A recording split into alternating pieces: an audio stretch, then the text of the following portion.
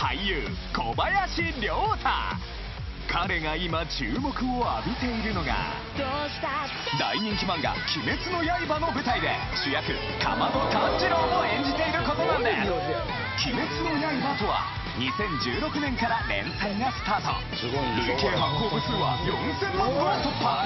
今社会現象を巻き起こしている大人気漫画なんです。こちらの書店のおすすめコーナーではど真ん中で大量に平積み。しかし人気のため各巻一冊の購入制限や売り切れも続出。そんな人気漫画の主役を務める小林亮太さん、大注目です。小林さんが出演する舞台「鬼滅の刃」。その人気は漫画やアニメ、舞台だけでなく SNS でも。鬼滅カラーと呼ばれるキャラクターの髪色を真似するヘアスタイルが大流行。こちらの美容室では好き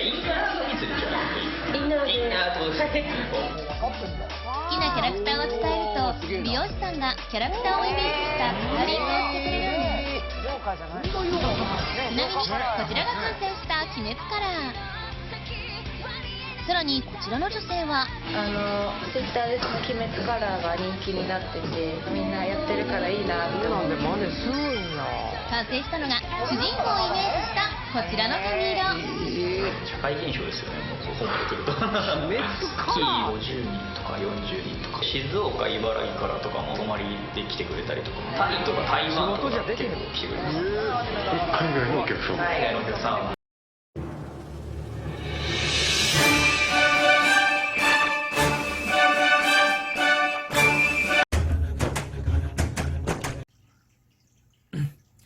안녕하세요. 정치를 품격있게 풀어드리는 정치클래스TV의 심상만입니다. 오늘은 니주를 발굴한 JYP 일본인이 뽑은 이상형 상사 5위라는 제목의 일본 기사와 댓글 반응, 한국에서 일본인이 귀멸의 칼날 공개, 반일 불매 놀림 당연하다란 제목의 일본 기사를 살펴보겠습니다. 때 아닌 JYP가 일본인에게 이상형이 되어 화제가 되고 있어서 그 기사를 일단 소개하겠습니다. 일본의 인기 여성 아이돌 그룹 니주 발굴 오디션으로 JYP 명언집이 화제가 되고 있는 가운데 JYP 엔터테인먼트의 박진영 대표 프로듀서가 일본인이 뽑은 이상형 상사에서 5위를 차지했습니다. 한국 기업 인물이 선정된 것은 매우 이례적인 일입니다. 메이지 야스다 생명보험은 우리 취업을 앞둔 학생들을 대상으로 지난해 12월 인터넷에서 설문조사를 실시한 결과 이상적인 상사라고 생각하는 유명인을 묻는 질문에 JYP 프로듀서가 5위를 차지했다고 발표했습니다. JYP는 일본인으로 구성된 9인조 여성 아이돌 그룹 니주를 발굴해 키워낸 것으로 일본에서 유명해졌습니다. 니주는 JYP가 일본 소니뮤직과 함께 오디션 방식으로 멤버를 선발해 결성된 그룹입니다. 서울의 JYP 본사에서 한국식 아이돌 트레이닝을 받는 등 새로운 K-POP 현상으로 평가되었습니다. 지난해 12월 초에 발매된 니주의 데뷔 싱글 스텝 애너 스텝으로 오리콘 싱글 랭킹에서 1위를 기록하는 등 일본에서 인기를 끌고 있습니다.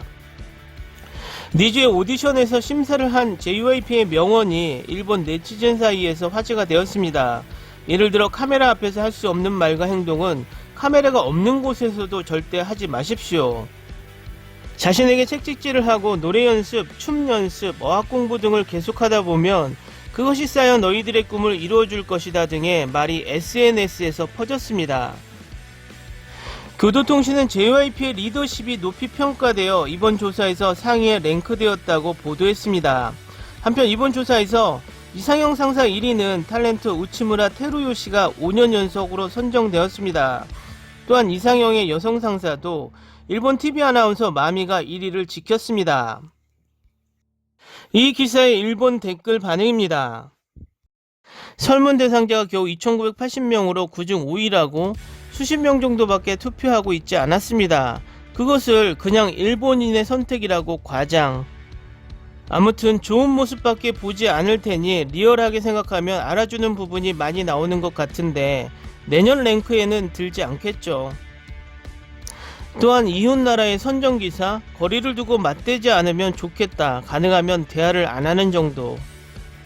이 사람을 모르는 일본인이 더 많다고 생각한다. 이 사람을 아세요로 먼저 묻지 않는 것 같아. 우리 집에서는 이런 사람을 인정할 수 없다. 설문조사 숫자도 적고 진짜 설문한 사람도 있을지도 모르겠지만 이런 사람을 상사로 배치한 후 그 사업은 무너질 것이고 그 아래 배치한 사람은 미래 계획을 그릴 수 없게 된다. 이상적인 상사는 편리한 부하를 만드는 사람의 욕망에 지나지 않는다. 니주나 이걸스 같은 여성 댄스 그룹은 팬층이 인구가 쇠퇴하고 있는 10대에서 20대 여성에 한정된 것이기 때문에 대중적인 인기는 안 된다고 생각한다. 앞으로 젊은이의 수가 점점 줄어가므로 한국 기획사도 노선 변경하지 않으면 어려워져 간다고 생각. 이상적인 상사라고 생각하는 것은 니즈 프로젝트 JYP를 알고 있는 사람들 뿐이라고 생각한다. 일본인의 선택, 어떤 편견을 타깃으로 한 것인가?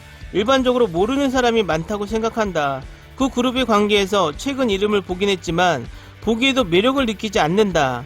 원래 저쪽의 사람이 일본인 상사 따위가 되면 심한 차별을 받는 것 같고 무섭다. 노력하는 사람에게는 이상적인 상사라고 생각하지만 많은 사람들에게는 이상적인 상사가 아니다. 원래 이 타입의 상사는 하위 집단은 넣지 않는다. 어떤 분야에서도 상위 5%에 들어가면 이런 상사와 함께 일할 수 있게 된다. 많은 사람들은 이런 집단의 노예로 움직일 뿐. 어떻게 한 걸까? 잘하는 놈만 데리고 수없이 많은 놈을 잘라버린 것만 같은. 완성되고 있어 앞으로 재미있나? K-팝이 5년 정도면 해산하는 것도 도중에 타성이 생기기 때문이죠. 글쎄 의욕을 북돋아 세워준 것 밖에는. 그렇지만 이 상사는 어디까지나 기획 프로듀서이죠. 니주 발굴이라고 써 있습니다만 니주는 지금 몽땅 멤버가 달라도 지금 정도에 팔린다고 생각한다. 니주 오디션 기획의 화제성이 모든 것입니다. 사회인 경험이 없는 사람들의 이상적인 상사는 무엇을 기준으로 할까? 상냥하지만 때로는 엄격하다와 같은 이야기일까? 다음은 한국에서 귀멸의 칼날 공개 노제팬 일도양단이라는 제목의 일본 기사를 살펴보겠습니다. 한국에서 2020년 12월에 공개 예정이었던 극장판 귀멸의 칼날 무한열차편이 코로나 재난에 의해 연기를 거쳐 1월 27일에 개봉되었습니다. 반일 불매운동이 계속되는 한국에서는 귀멸의 칼날에 대해 이전부터 일부 논란이 있었지만 이번 공개를 한국 팬들은 어떻게 받아들이고 있을까? 이번 상영은 첫 주에 관해서는 시네마 콤플렉스에서 단관 상영을 했습니다. 비록 일본에서 폭발적인 히트를 기록한 작품임에도 반일을 내거는 나라인데다 코로나 재난에서 파리가 날리는 영화관이라는 악조건을 전하면 관계자가 공개 후 엉거주춤되는 것은 어쩔 수 없는 것입니다.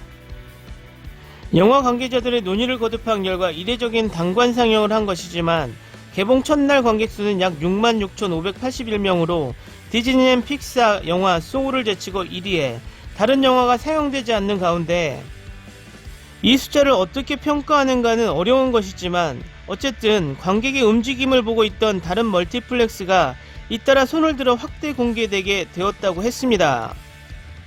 일반적으로 최신 영화가 공개되기 전에 언론 시사회와 일반 시사회가 행해지지만 영화 배급사가 국민 감정을 의식한 것인지 책 출판 전에 마니아층의 입소문을 겨냥한 유료 시사회만 이루어지고 있었습니다.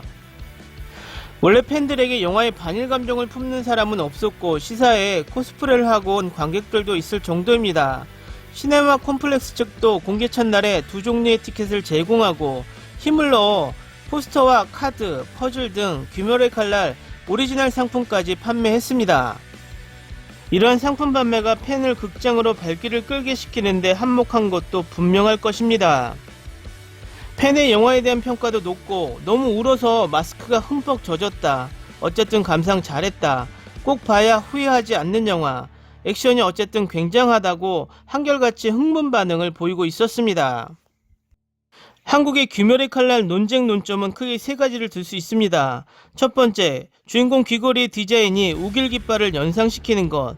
두 번째, 작품은 다이쇼 시대를 배경으로 그려져 있는데 이 시대는 바로 일본이 한국을 식민지 지배했던 시기와 겹쳐지는 것. 세 번째, 출연 성우와 제작자 측의 어떤 사람이 과거에 우익적인 발언을 했다는 것. 일본의 두 가지 기사를 잘 보셨나요? 일본이 애니메이션 귀멸의 칼날 한국 상영에 신경을 엄청 쓰고 있는 이유는 일본의 자존심이 은근히 상하기 때문입니다. 워낙 일본 국민이 애니메이션을 좋아하는 면도 있지만 극장판 귀멸의 칼날 무한열차편은 누적 발행 1억 2천만 부를 돌파한 일본 만화 귀멸의 칼날의 첫 극장판으로 현지에서 12주 연속 박스오피스 1위를 기록한 끝에 19년째 일본 박스오피스 정상을 지켜온 센가 치히로의 행방불명을 제치고 역대 1위를 차지한 바가 있습니다.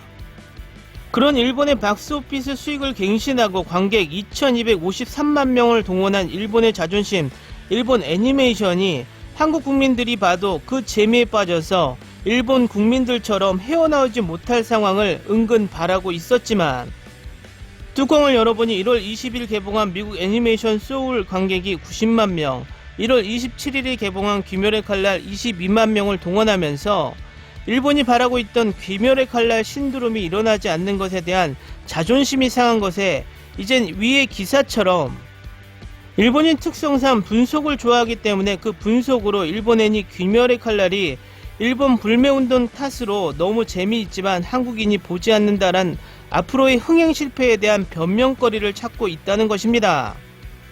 지난번 영상에서 다뤘듯 일본 애니가 한국에 들어와 대박난 것을 보지 못했고 실사 영화도 아닌 애니가 한국 시장에서 일본처럼 흥행을 바라고 있는 일본 여론이나 영화 관계자들이 소위 뜬구름 잡는 생각을 하고 있지 않나 판단해 봅니다. 오늘은 여기까지 하겠습니다. 오늘도 강화된 사회적 거리두기 꼭 실천합시다. 여러분의 구독과 좋아요는 저에게 큰 힘이 됩니다. 항상 시청해 주셔서 고맙습니다.